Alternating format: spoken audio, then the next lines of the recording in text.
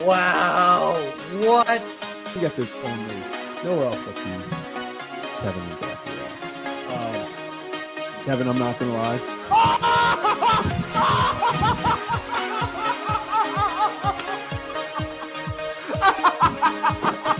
Now we're not look at this. A carved penguin. There it is.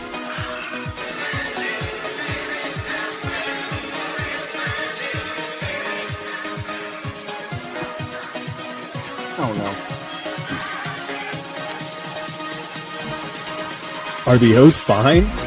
Are the Orioles fine, Kevin? I was so embarrassed. Okay. The Orioles stole it. That game was stolen. It was stolen from them, then they stole it right back. What?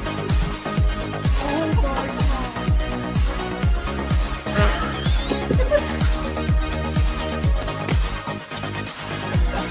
Wait, what's going on? What is happening? What is going on? Was it a diving play? He bobbled the ball. What is happening? Are they challenging it? No. Other wall. No. Kevin, I don't know what you saw, how much you saw. I've been chugging champagne. Sure, I spilled a lot, but what a game, man. He will be the legendary Bird Fish. How about that? Bird Fish fans, stand up. We did it. What can I say? What can I say? What can I say? The delusion stays alive. The delusion stays alive. And actually, as that happens, I know it's been talked about in the chat, but yeah, the Kansas City Chiefs officially eliminated from playoff contention. Patrick Mahomes also suffered what looked like a pretty brutal leg injury. We'll see what happens with that, but we will not be seeing the Kansas City Chiefs in the playoffs. I mean, we talk about something that feels like there was any year for a Ravens, for a Bills, a team like that to go win it. I mean, Bills pull off a great I won't call it an upset, but Bills pull off the win against the Patriots where they looked dead and gone for a moment there. But yeah, the Ravens pull off the win against the Bengals, 24-0. It was a game that they won defensively. I think one of their better games. Definitely, they were giving me a heart attack in the what was that, late second quarter. I understand it wasn't called. Refs gave us a lot of leeway with those no calls on the hits on Burrow, but yeah, we got to be smarter with that, not getting those late. It feels like all season, even early in the game. I mean, what was it? 4th and 1, Kyle Van Noy jumps off. So it felt like early on, like, oh boy, is this going to be a classic Ravens just can't stay out of their own way game? But they're able to pull it together, come away with a 24-0 game. Honestly, in my opinion, 24-0 makes it look a lot less competitive than it was. It didn't feel like the Ravens, once again, no points in the first quarter, just could not. You're not going to beat the Patriots. You're not going to beat the Packers. You're not, we've proven we couldn't beat the Steelers with it. Can't do anything in the playoffs if you just can't get out of the gates every single week. But very important that they showed up in the second quarter, 14 points in the second quarter, 3 in the third, and 7 in the fourth on that KVN to Alohi Gilman pick 6. Let's check out the team stats, and then we'll head on over to the player stats as well. Let me share my screen. Booyah. So, as you can see, Ravens outgained the Bengals 317 to 298, pretty even there. Bengals outpassed the Ravens. We'll get into that. Lamar only throws the ball 12 times. Ravens with 189 rushing yards. Derrick Henry finally kind of broke through in the second half, which was really nice to see. from him. Third down efficiency was where Baltimore's defense, at least keeping the Bengals at 3 for 15. They were able to get off the field, 3 for 5 on fourth downs as well. Bengals had 71 total plays, so the Ravens defense was on the field a lot here. Still found ways to make plays when they needed to. I mean, this was the definition of bend don't break. It felt like on third downs they'd get beaten up on the first 2 plays, and then they would find a way on third down, whether it was the turnover, the interceptions, whether it was the big sack by Tavius Robinson earlier in the game. They just found, like, on third downs, that's when they took advantage. Both teams giving up sacks, 4 allowed by the Ravens, 3 allowed by the Bengals. Penalties, it was actually a pretty clean game. The refs, I don't know if it was they did not want to be out in that cold as long as possible, so they tried to just keep it clean, keep that thing rolling. 2 penalties on Baltimore for 10 yards, 4 on the Bengals for 30. Time of possession, I mean, the Bengals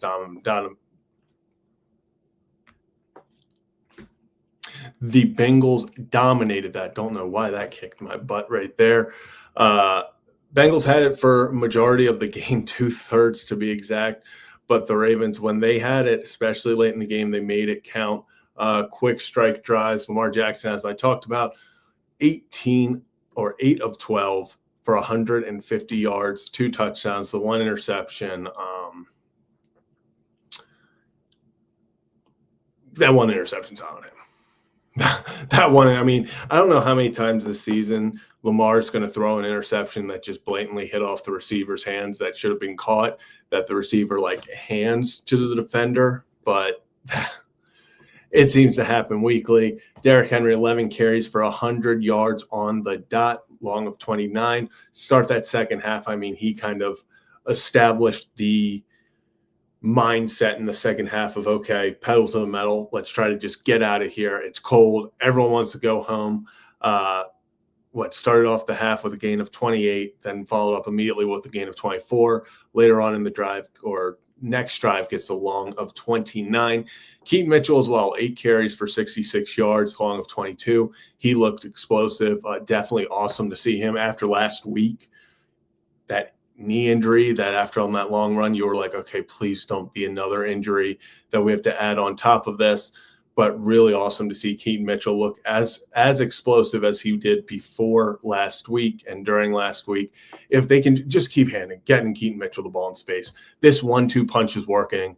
The past few weeks it's been working. Just give the ball to Derrick Henry, and once they get tired of tackling him, let Keaton get in space. They're already tired. They don't want to come up and hit him, and he'll run around them. He'll get, if he gets that little extra inch, you give him an inch, he takes a mile. So give the ball to Keaton Mitchell, especially once they're tired. Lamar also only 2 rushes on the day, but gets 26 yards. Good to see. He looks more agile than he had. He looks faster than he had in recent weeks. So Lamar Jackson, honestly, just continue to get healthy. And then Tyler Huntley with the 3 kneel downs for -3 yards. Zay Flowers had another Zay Flowers day. It feels like we're just, obviously the drop that led to the interception, then a drop that Lamar could have thrown it better. Zay probably could have caught it still, but 3 receptions, 68 yards, and a touchdown, including that long of 28.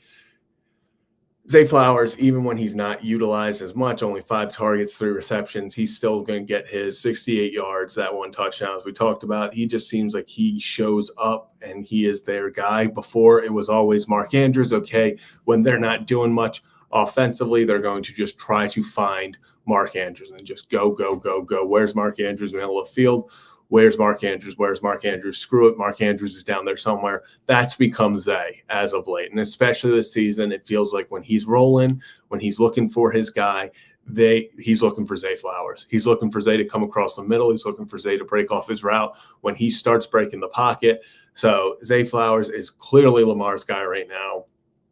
And then DeAndre Hopkins, one catch, 32 yards on a little RPO. They need to get this man more involved. I understand today they were trying to run it. It was cold. That was get in, get out, hope for a win. But DeAndre Hopkins, he's still got it. I mean, that guy can flat out play. Got to get him more involved in the game plan. And Rasheen Ali, the Marshall University product, 30-yard touchdown reception, ends with 2 receptions for 32 yards and the touchdown. I couldn't believe he got in. That was elation, pure elation when Rasheen Ali broke down the sideline, goes for the touchdown. That was everything you could have wanted. Mark Andrews, 2 receptions for 18 yards, and then Keaton Mitchell with the 1 target. Defensively, defense played great. Travis Jones with the sack, Mike Green with the sack, Tavius Robinson with the sack. Did they give any? Nope. Those were the only 2 credited with anything, no half sacks, anything like that. Obviously, KVN, Kyle Van Noy, played a fantastic game. Gets the interception, hands it off to Alohi Gilman, and he takes it the rest of the way. But overall, the Ravens needed a win. Needed a win.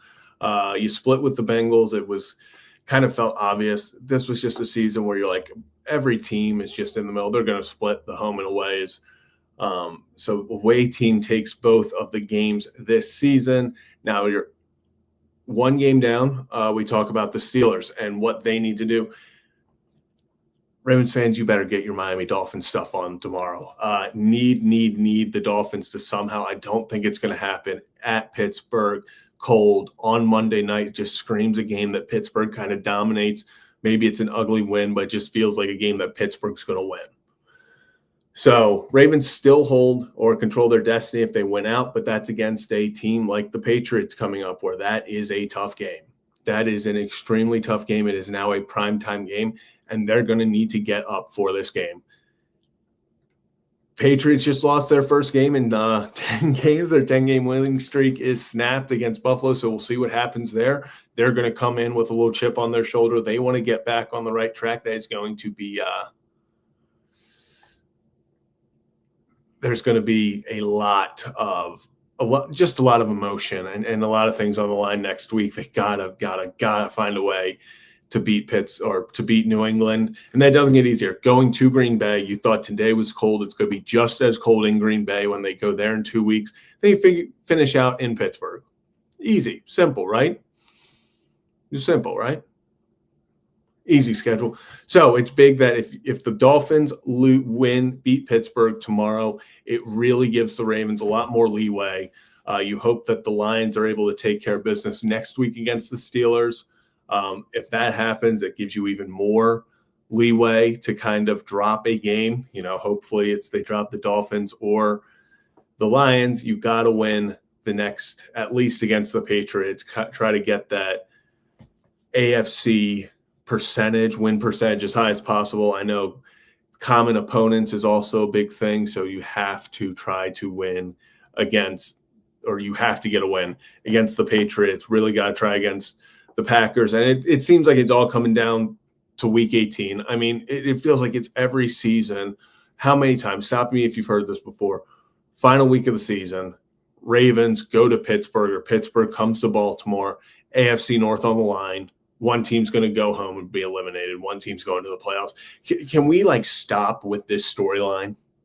Because I'm telling you right now, I feel like we're never on the good side of it. Obviously, last year happened. They got away with it. They took care of business back-to-back weeks. But I've seen that Steelers magic. My heart, I know deep down they're going to have everything. It's going to be all hands on deck, no matter what from them. It's going to be a chippy game. It's going to be a lot of emotions. And I'd be lying to you if I said that didn't worry me.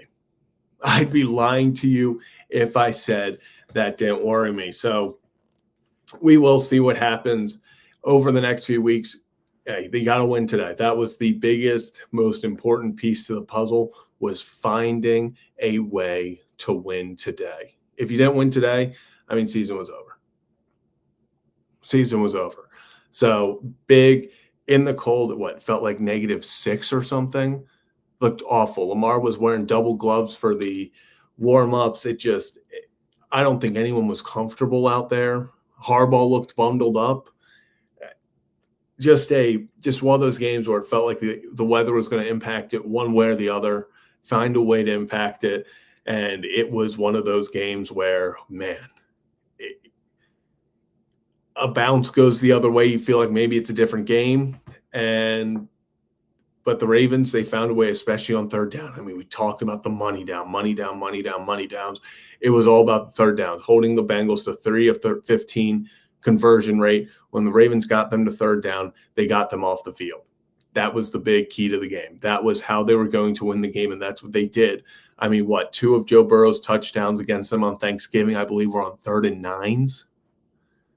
So third down conversion rate was a massive storyline coming into this game. It was how were the Ravens going to respond to that? Getting Tavius Robinson, instant impact. I mean, it's so good to have him back. We'll see Ardarius as he, comes along over the next few weeks.